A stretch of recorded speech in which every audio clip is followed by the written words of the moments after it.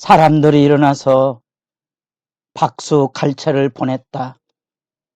여태까지 이스라엘에 이런 일은 없었다. 바리새인들은 흥분에 중을 걸었다. 속임수다, 속임수에 불과하다. 아마 마귀와 짜고 한 일일 것이다. 새벽을 깨우는 거룩한 기도자 여러분, 주의 말씀으로 인하여 거룩한 환호성으로 매일의 일상에 하나님의 영광의 손길을 기대하며 살아가는 은총이 풍성하기를 소망합니다. 오늘 우리가 읽어갈 말씀은 마태복음 9장 27절에서 38절까지의 말씀으로 이제 세 번째 사이클과 결론입니다. 8장 9장에 이어지는 예수님의 기적의 치유 이야기 새 묶음의 단락을 가지고 마지막에 보았습니다. 질병에 상하고 찢기는 죄 안에 신음하는 백성을 향한 하나님의 긍휼하심. 이사야 35장에 나오는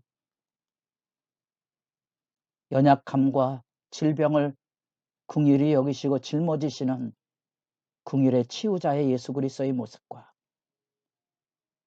선어브가 하나님의 아들로서의 죄로 인하여 파괴된 자연 만물과 귀신 들림과 죄 사함의 역사에 대한 하나님의 아들로서의 위대한 권세, 드디어 그 역사가 어떻게 온 도시와 마을에 번져가고 있는지, 죽음의 권세마저도 극복하심으로써 단지 예수님께서 치유 이적자가 아닌 자신을 대성물로 내어주어 죽음이 지배하는 죄의 실제 앞에 부활을 통하여 새로운 생명의 역사를 열어가는 위대한 역사, 그 안에 보지 못하는 자들과 말 못하는 자들을 치유하시는 역사와 결론 달라고 우리가 읽어가고, 메시지 성경에서 사람들이 일어나서 박수갈채를 보냈다는 말, 여러분도 이 8장 9장의 말씀을 읽어가며 서두에 그 얘기했습니다. 얼마나 많은 신자들이 교회당에 와서 내 병을 안 고쳐주시는가. 근데 제가 이 치유 말씀을 가지고 설교를 아주 유리하게 합니다. 여러분, 귀에 들려옵니까? 10년, 20년, 30년 예수를 믿어도 성령 안의 말씀을 대면하는 이 신비로움이 없이는 이 치유 이적이 얼마나 험한 것인가. 말씀을 전하며 흘리는 목사의 절망과 눈물도 있다는 거 잊지 마시고, 그 놀라운 사실들을 우리가 대면에 서면 그때나 이때나 예수 믿음이 무엇인가를 절규하게 됩니다. 복음에 대한 얘기를 자주 합니다. 회개하라. 천국이 가까웠다. 회개하라. 하나님 앞에 서십니까? 그래서 주 예수를 믿고 성령 받으심으로 살아갑니까? 성령의 충만함으로 살아갑니까? 여러분들이 지금 치유 사건을 읽어가며 일어나서 박수갈채를 볼낼 만큼 경이로움이 있으십니까? 여러분들이 주일날 예배를 드리며 놀라운 하나님의 치유와 회복을 향하여 두 손을 들어 경이로운 찬송과 기대와 소망을 가지고 예배하고 찬송하고 있습니까? 그저 종교 생활에 팔짱 끼고 앉아서 예배나 드리고 돌아가며 복권이 당첨될 때를 기다리는 사람들처럼 그냥 심드렁한 예배자로 살아가고 있습니까? 치유 이적의 얘기는 우리에게 이적에 대한 권능을 일깨워주는 것 외에 그 너머 우리가 믿는 예수가 누구인지에 대한 확증을 일깨워주고 있는 말씀입니다. 여러분들에게 매일 예수 믿음이 무엇인지, 일어나 하나님의 역사를 기대하고 소망하고 기뻐하고 즐거워합니까? 새벽 이슬 같은 청년이라는 의미를 기억하고 있습니까? 유대 땅에는 비가 오는 기간이 있습니다. 우기가. 겨울철에 비가 오고 봄이 되면 비가 그치고 한여름은 비가 오지 않는 기간입니다. 어떻게 식물이 자랍니까? 온도차로 인한 새벽 이슬이 맺혀져서 그곳으로 식물이 살찌워져 열매를 맺습니다. 여러분, 성령의 부으심을 통하여 이루어지는 구원 역사가 새벽 이슬같이 날마다의 새로운 충만함으로 또 그 안에 담겨져 있는 이 이적의 박수갈채를 보내는 것처럼 우리는 성령의 부으심의 능력을 기대하고 있습니다. 아직 끊이지 않는 청춘의 열망처럼 하나님의 치유와 부흥의 날을 기다립니다. 매일 일용할 양식을 구하듯이 매일 하나님의 위대한 손길을 기도하고 기대하며 살아갑니다.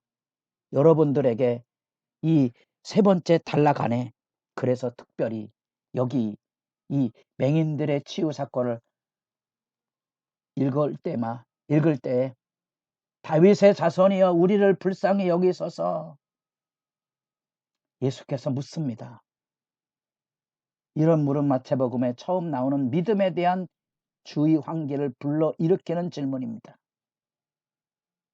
예수께서 이르시되 내가 능히 이 일 할 줄을 믿느냐? 내가 능히 이 일 할 줄을 믿느냐? 요한복음에는 38년 된 병자가 아직도 한 가닥 희망을 가지고 베데스다 자비의 집 그 물이 동하기를 기다리는 행각에 누워있는 절망적인 현실을 예수님이 보시고 그에게 묻습니다. 네가 낫고자 하느냐? 주저리 변명을 해댑니다. 나를 저 못에 데려다 줄 사람이 없습니다. 우리는 예수님 앞에 변명과 탄식하는 자입니까? 아니면 주여 그러하여다. 주께서 능히 내 병을, 내 질고를, 내 아픔을, 내 고통을 고쳐주실 줄 믿는다고 기도하고 있습니까? 기다리고 있습니까? 잊혀지지 않는 설레는 기다림을 여러분도 가지고 있습니까? 이전에 한국장에 와서 대학생 선교단체에서 말씀을 가르치는 간사님 한 분이 계셨는데 미혼이었습니다. 우리나라 사람은 늘 그런 게 궁금하지 않습니까? 나이가 좀 들은 상태에서 늘 사람들이 와서 묻습니다. 결혼을 위해서 기도하십니까? 대답이 멋있습니다. 예, 기도하고 있습니다. 늘 기도하고 있습니다. 여러분들에겐 지나가는 얘기로 들리십니까? 여러분들에겐 주여 그러하여다 능히 고쳐주실 줄 믿는 그 기도의 감격이 여러분들에게 있습니까? 33절 무리가 놀랍게 여겨 이르되 귀신 들려서 말 못하는 사람을 예수님께 들어왔을 때 귀신이 쫓겨나가는 겁니다. 이스라엘 가운데서 이런 일은 본 적이 없다. 놀라운 갈채가 쏟아지는 부분이고요. 그 안에 스멀스멀 바리새인들이 예수를 비난하는 이 무서운 어둠의 세력의 증언을 듣습니다. 섬뜩한 증언입니다. 귀신의 왕을 의지하여 귀신을 내쫓는다. 우리에게 끊임없이 믿음이 무너짐과 더불어 교회 안에도 이런 적대적인 말, 믿음을 무너뜨리는 악한 말, 비난과 분쟁과 불평이 쏟아지는 현장에서는 이 몸서리쳐지는 어둠의 공격을 우리가 지금 마주 대하고 있습니다. 여러분들은 믿음으로 일어나서 박수갈채를 보내며 천국 사역의 증인이 되고 기도자가 되고 격려자로 살아가고 있습니까?